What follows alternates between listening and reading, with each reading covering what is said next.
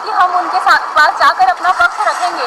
पहला है CM house, दूसरा है शिक्षा मंत्री के पास और तीसरा है प्रेस कॉन्फ्रेंस। साथियों, आप समझिए हमारे पास सिर्फ 3 दिन का समय है।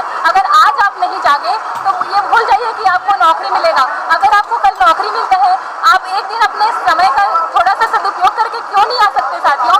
अगर 3 दिन जागने से आपको 40 साल की नौकरी मिल सकती है तो आप क्यों नहीं जा सकते?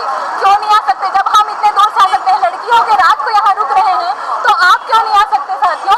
अभी डीएड की एकता की बहुत जरूरत है। सिर्फ संगठन ही हमें बचा सकता है, 500 से 700 सिर्फ संगठन ही हमें बचा सकता है। और 500 प्लस अगर आप आते हैं तभी हमारा सुनवाई होगा। हम कुछ भी करेंगे, मैं भरोसा दिलाती हूँ कि हम लड़ेंगे। जब तक हमारे अधिकार को नहीं सुना जाएगा हम वहीं बैठे रहेंगे, हम नहीं हटेंगे। क्योंकि पीआरटी में सिर्फ डीएलएड का अधिकार है, और जो डीएलएड का अधिकार है जो हर राज्य मान रही है, उसे छत्तीसगढ़ सरकार को भी मानना पड़ेगा।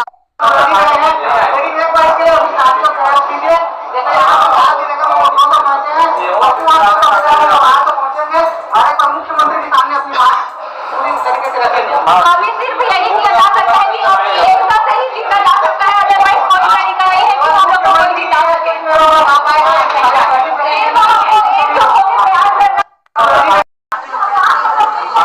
चलो भाई, मैं आप लोगों के पास आ गया हूँ। एक अपने जो मांग को लेकर के जो डीपीआई में है डीएलएड अभ्यर्थी जो है, वो सब के क्या क्या मांगे हैं मैं आपके सामने यहाँ पर दिखाने वाला हूँ। हजारों के संख्या में दोस्तों यहाँ पर जो अपनी मांग को लेकर के आए हैं, डीपीआई का जो अपने मांग को रखेंगे यहाँ पर मैं आप लोग के सामने पूरा दिखाऊंगा एक एक चीज। और देखिए आप यहाँ पर जो कुछ मैडम लोग आए हैं, जो सर लोग आए हैं, यहाँ पर पूरे अपने मांग को लेकर के डीपीआई का घेराव किए हैं। और एक शांतिपुर जो है यहाँ पर अपनी मांग को रख रहे हैं। तो क्या क्या जो मांगे हैं डीपीआई के अधिकारियों से, वो सब मांग को मैं आपके सामने दिखाऊंगा मेरे दोस्तों। तो आप साथ में बने रहिएगा। हजारों के संख्या में देखिए यहाँ पर बैठे हुए अपने मांग को लेकर के, अपने अधिकार को लेकर के यहाँ पर जो संख्या में बल में आए हैं बस डीएड अभ्यर्थी जो है ना। तो मैं सबके बारे में आपको बताऊंगा कि सब जो लोग अपने क्या क्या करते हैं, अपना जो अधिकार जो मांगते हैं उसके मैं दिखाता हूँ दोस्तों। हाँ, तो मैं मैम से बोलना चाहूंगा कि मैम अपनी जो बात है किस तरह से रखते हैं, क्या क्या मांगे अधिकारियों के साथ। और आप पूरा बात ध्यान से सुनिएगा मेरे भाई। जी मैम, आपकी क्या बात है? सर, अभी हमारी अपनी मांगे हैं जो हम यहाँ रखना चाहते हैं। हमारी बातों को यहाँ सुनना ही नहीं चाह रहे हैं।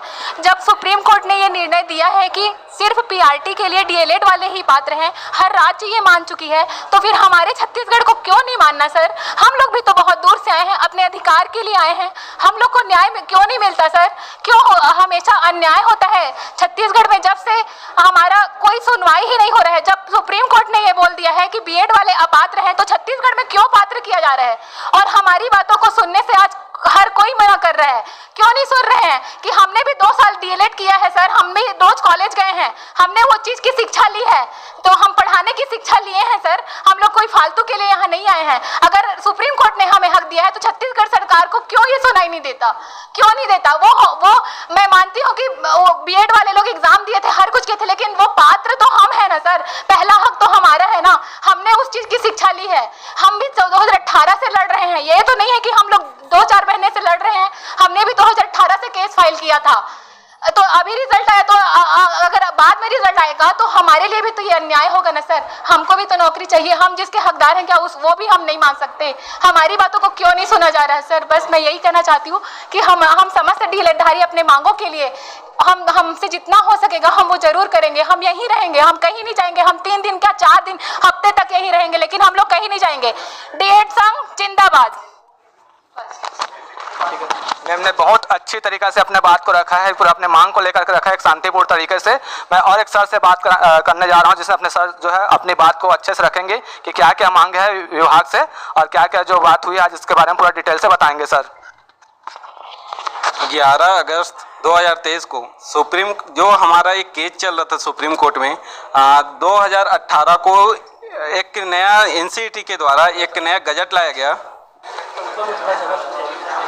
रिकॉर्डिंग कर रहे हैं।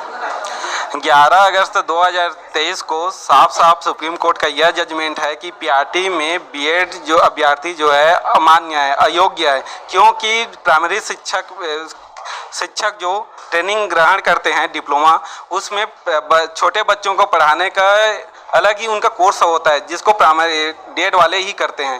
तो इस मांग के तहत क्वालिटी शिक्षा के तहत सुप्रीम कोर्ट द्वारा फैसला आया गया कि आप बीएड को पीआरटी से बाहर किया जाए। यह फैसला हम लोग हाई कोर्ट में चूँकि हमारे यहाँ भर्ती चल रहा है तो हम लोग यह फैसला लेकर गए हाई कोर्ट में फैसला आता है कि यहाँ किसी प्रकार की भर्ती ना किया जाए। यह हमारा पहला सुनवाई होता है, लेकिन राज्य सरकार के द्वारा वकील खड़ा किया जाता है और उनसे बुलवाया जाता है कि हम डीएड वाले से को बाहर करके पूरा भर्ती लेंगे, बीएड को बाहर करके पूरा भर्ती लेंगे, केवल डीएड को करेंगे, भर्ती प्रक्रिया में शामिल करेंगे। तो हाई कोर्ट ने इस फैसला को मान्य किया और बोले कि ठीक है, आप बीएड को बाहर करके डीएड वाले को भर्ती दे दो।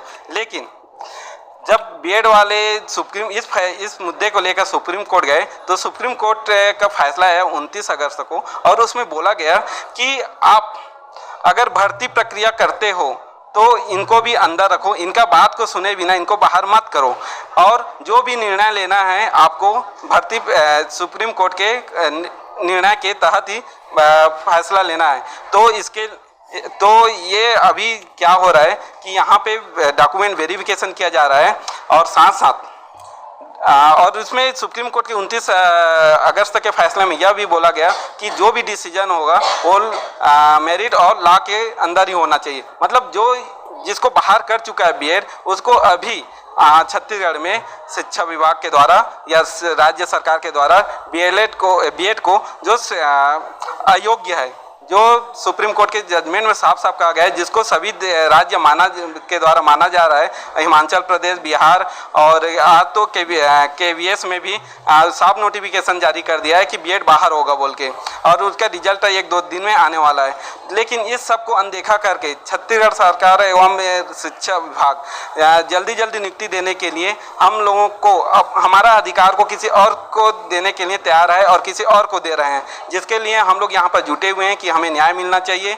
क्योंकि बीएड प्राइमरी टीचर में केवल और केवल डीएड वाले ही पात्र हैं, ये सभी राज्यों ने मानना चालू कर दिया है, मान रहे हैं, और सुप्रीम कोर्ट का साफ इंस्ट्रक्शन है, इसको फॉलो नहीं कर रहे हैं। हम लोगों का यही रिक्वेस्ट है कि आप भर्ती प्रक्रिया कर रहे हैं तो ठीक है, भर्ती प्रक्रिया कीजिए, नियुक्ति देना है तो ठीक है दीजिए, लेकिन आप यहाँ भर्ती प्रक्रिया जो है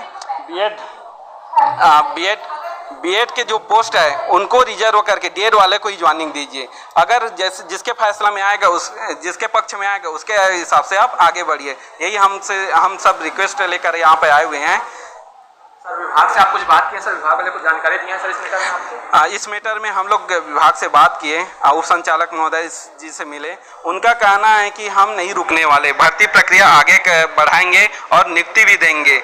लेकिन जैसा फैसला आएगा हाई कोर्ट में, अगर वहाँ पर तुम्हारे पक्ष में आता है तो तुमको अंदर करेंगे, और अगर बीएड को बाहर करने के लिए अगर फैसला आता है तो बीएड को बाहर कर दिया जाएगा। लेकिन मेरा सरकार से यही एक सवाल है कि आप किसी को उनके फीलिंग के साथ कैसे खेल सकते हो? बीएड वाले को आप ज्वाइनिंग दिए, कल हाई कोर्ट का फैसला आया, अब उनको बाहर कर दिए, तो उसका फीलिंग के साथ खेलना हो जाएगा। इसलिए आप इसके फीलिंग पे मत जाइए, आप भर्ती प्रक्रिया को ही थोड़ा दिन के लिए या डिले कर दीजिए, या जो प्रोसेस सबके लिए सॉल्यूशन अच्छा है वो कीजिए।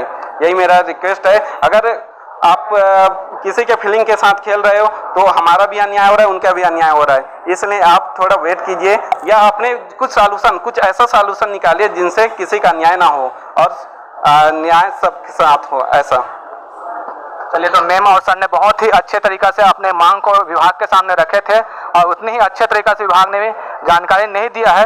तो क्या इस बारे में और क्या चर्चा होगी, मैं आप सभी और साथियों से मैं बात करूंगा। तो फिलहाल आपके लिए थोड़ी ब्रेक लेता हूँ।